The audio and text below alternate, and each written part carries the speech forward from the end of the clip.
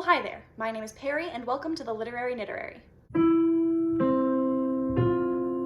Okay, so today I'm going to be doing the counterpart of the video that I filmed a couple of weeks ago, and that will be reviewing the lowest rated books on my Goodreads. If you have not yet seen my reviewing the highest rated books on my Goodreads video, I encourage you to go watch that either before or after this one. This should be an interesting video to film because a lot of these books fall into one of two groups. Group 1 being plays that are about 100 years old, and Group 2 being books that I read in the summer of 2016. I don't know what was going on in the summer of 2016, but apparently I read a handful of books that other people did not like. But the summer of 2016 was a long time ago, and I have read many books since then. I have done 3 years of an English literature degree since then, and I have read 100 books this year alone. So we're going to try to cast our minds back to what it was like in the summer of 2016, but I don't know if we will be successful. The other thing I want to say is that a couple of the books that I read in September actually ended up on this list, but since I just reviewed those in my September wrap-up that you can go watch, I'm not going to review them again now to avoid redundancy, so we're going to look at the 12 lowest rated books on my Goodreads, but we're only going to review 10 of them. And without any further ado, I think we can get started. The number one lowest rated book that I have read is My Country, A Work in Progress by Carol Ann Duffy. This gets 2.67 stars from 27 ratings. And I actually read this for my Irish theater seminar that I talked about in my highest rated books video, though clearly it was less well received than those plays. This is basically a piece of theater made from political speeches and interviews conducted after the Brexit vote in Great Britain. And what it does is it basically personifies each of the regions of Great Britain, and they have to go have a meeting and talk to each other about what they're planning to do. And each of the regions speaks dialogue that they got from interviews with people who live in those regions, if that makes sense. And basically they just talk about Brexit and where Great Britain is trying to go, what Great Britain is trying to be in the future. I didn't think this was great. I think dramatically its major shortcoming is that it's all talk and no action.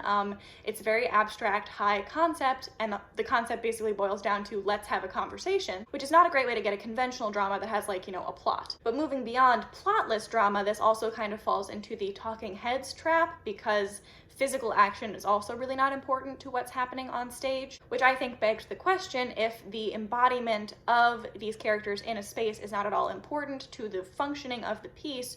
Should the piece be written as a play, or would some other medium be equally or more appropriate? Not always the case, but just something to take into consideration, right? A couple of other Goodreads reviews said, and I agree, that if they wanted to just read a bunch of casual racism and xenophobia, they could log into Twitter for free and it would take less time. And I have to say that that's kind of a valid assessment of how this play reads. So yeah, the concept is extremely original, but I don't know that in practice it actually works. Up next is Icebound by Owen Davis. This gets a 2.91 stars from 11 ratings. I just read this in September, and you can see me review it here in my September wrap-up. I thought it was fine, but absolutely nothing special. So yeah, I would give it 3 stars. 2.91 is pretty much 3 stars. Up next is Bellman and Black by Diane Setterfield, and this is the first of the group of books that I read in the summer of 2016. I had read The 13th Tale by Diane Setterfield, which is kind of a booktube favorite, and I really liked it, so I was like, let me check out the other book that this author has written. And oh boy, I disliked Bellman and Black so much that it made me question whether I had actually enjoyed The 13th Tale at all.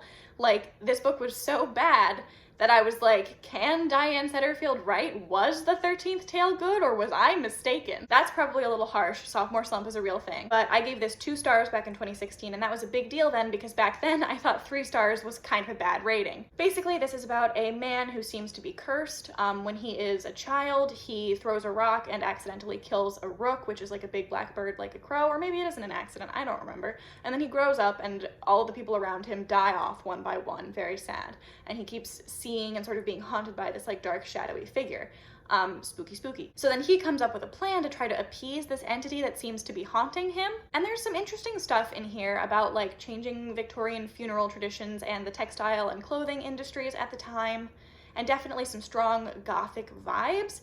But I found this very frustrating, and in particular the ending very frustrating. Basically, the ending of this book undermines all of the action of the plot up until the ending. In some ways, it kind of feels like the ending of Mockingjay from the Hunger Games trilogy. That's not a perfect comparison, but it had kind of a similar effect on me, where it felt like the book was telling me that like everything that had happened up until that point meant nothing, was pointless. And like, sure, maybe the real world is chaotic and random, but in fiction, we generally like it when actions have consequences, when there are stakes, when the world essentially is ordered and meaningful, when you kill someone at a crossroads and it turns out to be your father. In the real world, sure, there are coincidences and there are things that don't correlate, but in fiction, I don't think it's unreasonable to expect a book to be creating meaning, because that is what books frequently do.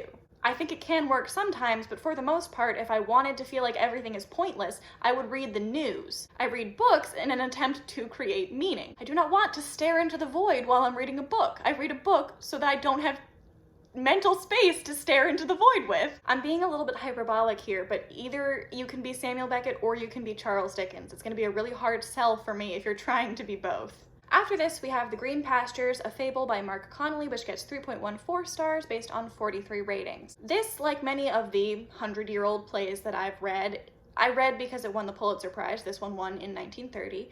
And reading plays like this makes me really question that project because it is racist. This whole play is racist. It's not a play with racism in it. It's not a play about racism. It's a play that is racist. You can't edit it out. You can't clean it up for modern presentation. Like the fiber of the play is racist. This is basically reimagining and retelling the stories of the Old Testament, but the entire cast of characters, including God and the angels, are African Americans, and they speak in African American vernacular throughout the entire play. Maybe. And I say maybe because this was not written by a Black person. And that's the problem.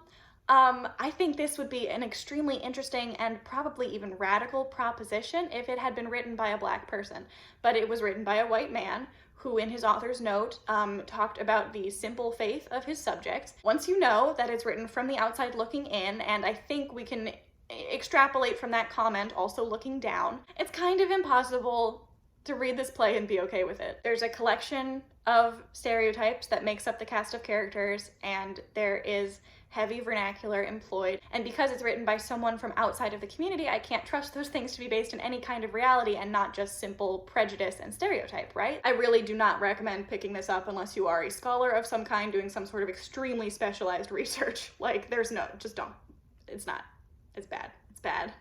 It's not good. After that, we have The Castle of Otranto by Horace Walpole. This gets a 3.18 based on 22,976 ratings. This was written in the 18th century but set in medieval times and was originally published under the pretense that it was a manuscript from the Middle Ages that had been found in this old family library and translated from the Italian. So it was supposed to look like a found historical document rather than a piece of contemporary historical fiction, right? So this is widely considered the first Gothic novel. It's this teeny tiny little thing. The story is about a lord named Manfred whose sickly son Conrad is supposed to get married until he is crushed to death by a giant helmet on his wedding day. Yes, I said a giant helmet, like from a suit of armor. And that should give you a pretty good idea of the tone of this piece and why I think it doesn't get along with many modern readers. Mostly, I think this is useful to read to understand a literary moment. When this was published, there was an ongoing debate about sort of realism versus imagination in fiction and what is, you know, good and what is artistically meritorious and what is like morally correct in terms of those things. So interestingly enough, this was fairly well received when it was published under the pretense of being a found manuscript, but critics sort of withdrew their support once Horace Walpole came forward and said, actually, I wrote it last year.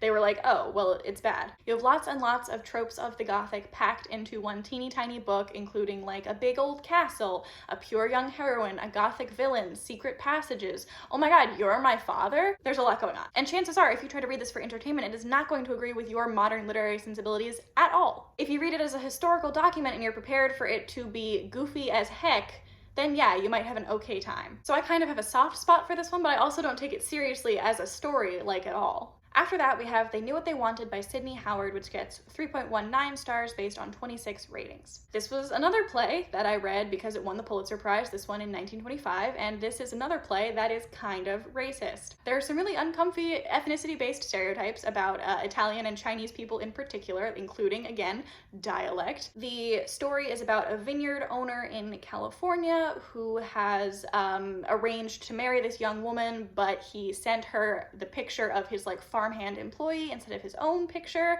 ye olde catfishing, and she turns up and she discovers that she's supposed to marry somebody else, but she goes through with it anyway, and then it's sort of about the relationship between the man, the farmhand, and the woman.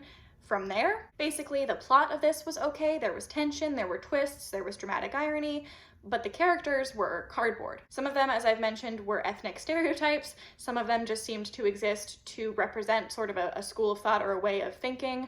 One of them is just kind of there to be a woman. Like, it's kind of a mess. And of course that in turn impacts the plot because you don't always understand the decisions the characters are making, because you don't always understand them as people because they don't feel like fully fleshed out people, right? So yeah, this is another one that I feel perfectly fine about its placement on this list. After that, we have That Inevitable Victorian Thing by E.K. Johnston, which gets 3.21 stars from 3,607 ratings. I listened to this on audiobook about a year ago now when I was hiking the Appalachian Trail, and I have very mixed feelings about this one. So this is supposed to be set in an alternate history or alternate present or alternate future, I don't actually remember, British Empire, right? The British Empire never fell. And the way that it managed to do that was that instead of colonizing the world through violence and genocide and associated tactics, Queen Victoria was like, what if we made alliances with all the countries through marriage? And now, a couple of generations into her dynasty, we have what is theoretically a very culturally diverse world, a utopia of sorts where there's no discrimination based on sex or gender or ethnicity or race or religion or what have you. And we also have this computer that once you come of age, you can upload your genetic information to the computer and it matches you with your ideal match. And that's like optional, but a big part of how like courting takes place in the society. And the plot of the book basically follows the crown princess as she gets to have a summer off in disguise to be like a regular teen, and she meets this girl who has just discovered through the whole computer thing that she is actually intersex, and this boy who is supposed to inherit his family's shipping concern but has gotten into a little bit of trouble with American pirates, and it just sort of goes from there. So here's the thing. This is supposed to be a utopia, but every single thing I said about the world building invites a million questions that are not really dealt with in the book. So the British Empire didn't do a bunch of genocide, which is, you know, good, but the practice of creating alliances through marriages, at least the way it's described in the book, feels at least vaguely tokenistic or fetishistic or something. It's still a monarchy based in Britain, so I have questions about how the government actually functions, whether there is representation for people from all over, and if so, how it works. And if the computer is providing people with their ideal genetic matches, who's deciding what ideal means? Is this eugenics? And if it's not, how is it not eugenics? I remember having a lot of questions like that as I was listening. Again, as I mentioned, over the course of the book, one of the characters discovers that she is intersex, so there is intersex representation, but once again, for a world that's supposedly a utopia, I have major questions about how that was handled and written into the story. There's also a female-female relationship, but one of the participants is the crown princess of the empire, and so it's sort of the same trope as it is in the Priory of the Orange Tree, which is like, oh, it's okay to be queer, but unless you're the queen, then you have to have a biological baby with the person you're married to. So none for you. Which makes sense in Priory because that's like a quasi-medieval setting, but does it make sense in a world where we understand genetics well enough to be giving people ideal genetic matches? Like, what is the necessity for the child to be born in wedlock? If science is now a part of their religion, and if all religions are theoretically tolerated, like why are any of these superstitions basically still a problem only for the queen and for nobody else? Like, so yeah, a lot of the conflict of the book and the ending sort of hinge around this being a problem, but with all the world building that's been set up, I don't understand why it should be a problem. Basically, I just have questions upon questions upon questions, and it makes it difficult to recommend this book because what the heck is going on? After that, we have The World According to Star Wars by Cass R. Sunstein, which gets a 3.22 based on 1,992 ratings. This was another book that I checked out from the library in the summer of 2016, and it was also not great. I gave it 2 stars in 2016. Which again is pretty harsh. So what I thought this was supposed to be like a really in-depth, critical, borderline academic analysis of Star Wars. And I was really excited about that because I really enjoy critical dissections of pop culture. I think that's so much fun. I had just gotten done with the first year of my English major and I was expecting like theory and stuff, you know? And I don't remember this very well, but I do know that I was pretty severely disappointed. So whatever it wasn't that. The analysis was not as deep or as original as I was expecting. It barely told me anything I didn't already know. Basically, while I was preparing my notes for this video, I saw another Goodreads review suggest that you go listen to literally any fan-made podcast instead, and I think that's a recommendation that I support. This is not worth your time. Now here's where things get interesting. Next up, we have Smoke by Dan Valletta, which gets a 3.67 stars out of 5,362 ratings. This is another book that I read in the summer of 2016, and I seem to have given it 5 stars. Now here's the thing, I don't remember this in detail, but I gave it 5 stars. And I was excited when I saw that the sequel came out this year, so I probably will reread this book so that I can read the sequel. This is basically set in an alternate Victorian London where sin is visible in the form of smoke that comes out of your body. So if you have a sinful thought or a sinful impulse, black smoke will come out of you. So you can't hide it when you're thinking naughty thoughts, right? And similar to the way the actual Victorians theorized about class, the upper classes use their cleanliness and their lack of smoke to justify their position on top and cast aspersions on the sootier lower classes. In this world, the story starts with 2 boys who are friends and they're at school, and one of them is getting bullied by this other boy, and through an altercation with this bully, they discover something that leads them to believe that smoke doesn't necessarily work the way they thought it did. And the rest of the novel is sort of about them investigating that, I believe. They eventually team up with a young girl and go on a journey to find out the truth, etc., etc. I remember this feeling kind of Dickensian and also being a dark atmospheric read, and I got really invested in the friendship between the 3 main characters. So I can safely say that my overall impression at the time was positive, but I don't remember it well enough to assuredly defend my prior rating of 5 stars. But there's a good chance that I reread this soon so I can read the sequel, and I'll let you know what I think then. Next up is Miss Lulu Bet by Zona Gale, and this has a 3.31 stars based on 16 ratings. Don't you know, this won the Pulitzer Prize in 1921, and Zona Gale was actually the first woman to be awarded the prize in the 3rd year that the Pulitzer Prize for Drama was given out. She adapted this play from her own 1920 novel of the same name. It's basically about this unmarried woman who lives with her sister's family and basically is just used as a servant while she's there. But then when her brother-in-law's brother comes over to visit, they get to talking and then accidentally get married. Yes, they accidentally get married. I never know how much of the plot of a play to tell you.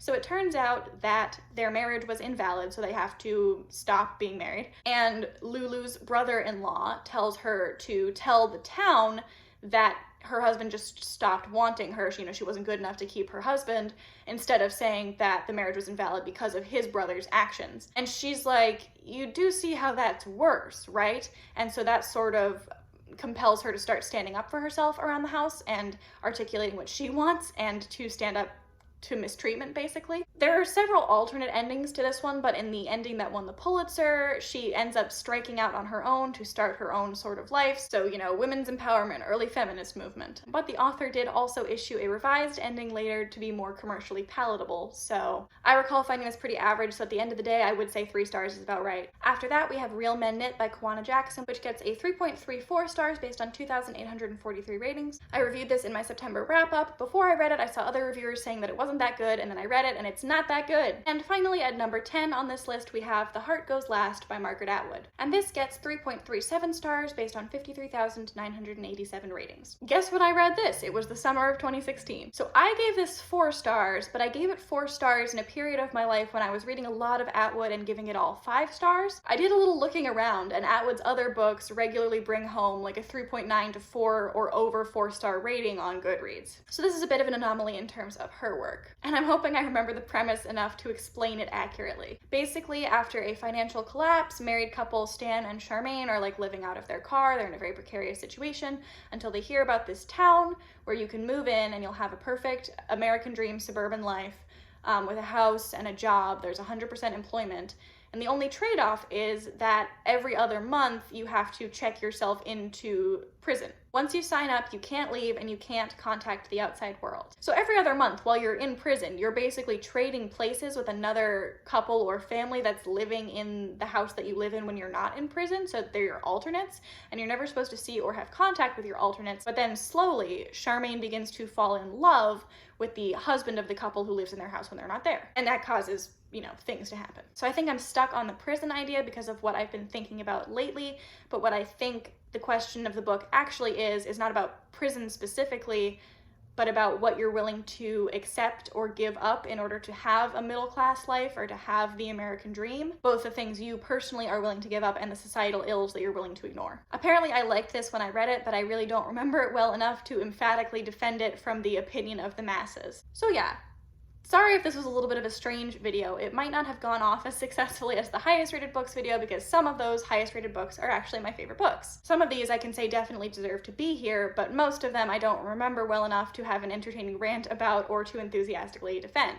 But I'm gonna make the video anyway because I made the first half and I need them to match up. Let me know in the comments down below about any books that you think are underrated or perhaps that deserve the mass scorn that they get. Or just let me know if you have read any of these and if you perhaps remember them well enough to have thoughts on them, because apparently I do not. If you live in the United States, I will have put a link in the description box. Well, I will have put a link in the description box no matter where you live, but it will be pertinent to you if you live in the United States because it will be about a link leading to information about early voting. Consider your options and let me know what your plan to vote is in the comments down below. If you liked this video, I do hope you will consider subscribing and I will see you again soon, but until then, I hope you are staying happy, healthy, and safe, and I hope that somewhere out there is a great book waiting just for you. Bye!